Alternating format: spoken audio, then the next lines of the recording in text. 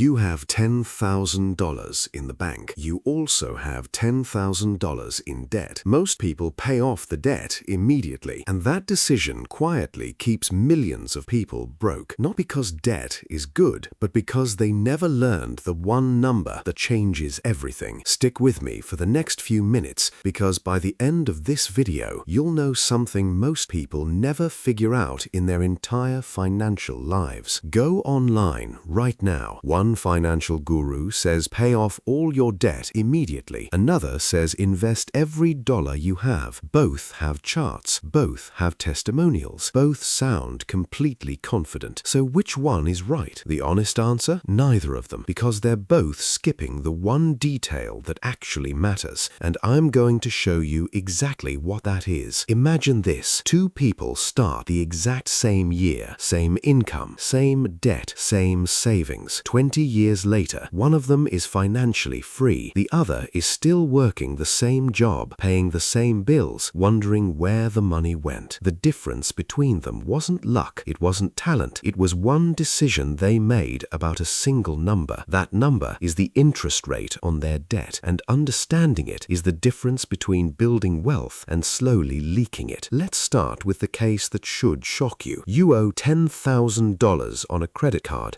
at 24% interest. You also have $10,000 in savings. Most people think, I'll invest this. The stock market returns around 10% per year. I'll come out ahead. That logic sounds reasonable. It is completely wrong. After 1 year, your investment grows to roughly $11,000. You made $1,000, but your credit card debt, it grew to $12,400. You lost $2,400. Net result, you are down $1,400, even though your investment performed perfectly. You worked hard, you were smart, and you still lost. Here's why. Think of your finances like a bucket. Investing is pouring water in from the top. Debt is a hole at the bottom. If the hole is big enough, it doesn't matter how fast you pour, you will never fill that bucket. High-interest debt is that hole, and eliminating it gives you a guaranteed 24% return. Try finding that anywhere else. You can't. So, when debt is expensive, the answer is simple. Destroy it. No questions asked. But here's where the story gets more interesting, because the rules completely change when interest rates drop. Let's say you have a car loan at 6%. You have extra cash each month. Should you pay it off early or invest? Now, there's no obvious answer, because historically, diversified stock investments have returned 8 to 10% annually over long periods. On paper, you might actually come out ahead by investing, but there's a catch. The 6% debt payoff is guaranteed. That investment return is not. The market could deliver 12%. The market could deliver negative 20%. Nobody knows. So this is the zone where math meets personality. Imagine I offered you two choices. Option A, a guaranteed $600. Option B, maybe $1,000, maybe $500, maybe you lose $2,000. Which do you pick? There's no wrong answer. Some people will always choose certainty. Others are comfortable with risk, and two people with identical finances can make completely different decisions and both be right, because personal finance is personal. Math gives you the framework, but your psychology fills in the rest. Now, here's the part that surprises almost everyone. This is what wealthy people actually do. Take a mortgage at 3%. This is some of the cheapest money you will ever borrow in your lifetime. Every extra dollar you throw at that mortgage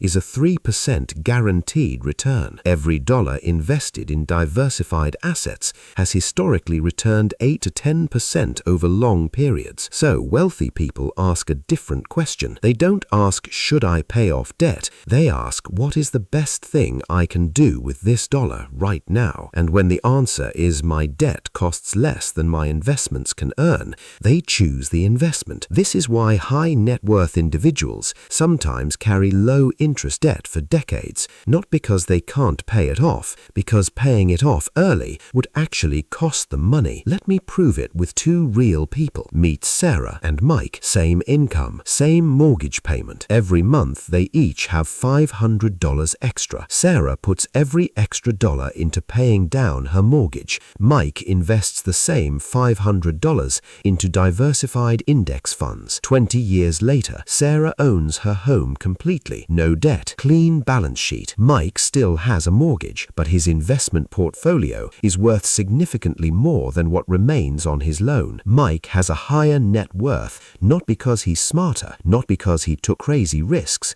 but because his $500 was compounding for 20 years instead of sitting inside a wall. Same discipline, completely different outcome. The only difference was where the money went. But here's the part no finance video ever tells you, because this is uncomfortable. Everything I just said only works for one type of person, the person who actually invests the money. Meet two more people. Person A says, my debt is at 4%. I'll invest instead of paying it off. And they do, every month, without fail, for 15 years. They win. Now meet person B. They say the exact same thing. My debt is cheap. I'll invest instead. But then they buy a new phone. Then they book a vacation. Then a car upgrade. The debt stays. The investments never happen. And the whole strategy collapses because the spreadsheet assumed discipline. Reality demanded it. This is the hidden truth. Behavior beats math every single time. A mathematically perfect plan you never follow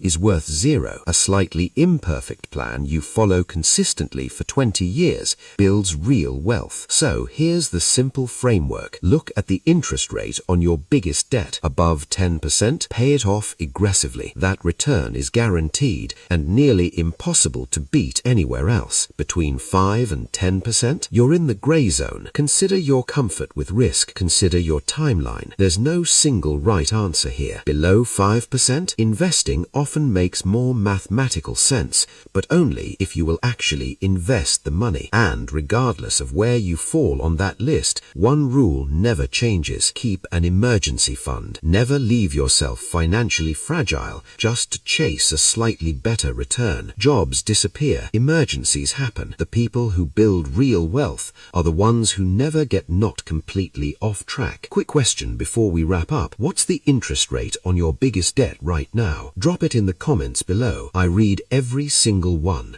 and I'll tell you exactly what the math says about your situation. Here's the truth most people won't admit.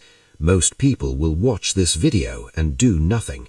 They'll nod, they'll feel smarter, and then they'll go back to the same habits. But a few people will open their banking app today. They'll check the interest rate on every debt they carry.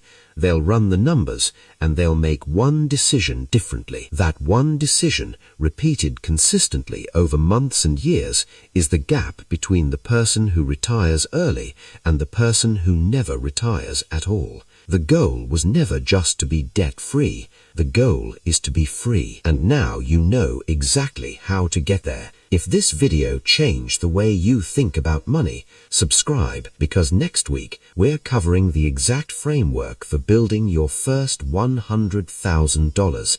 And I promise you, it's not what most people think. See you there.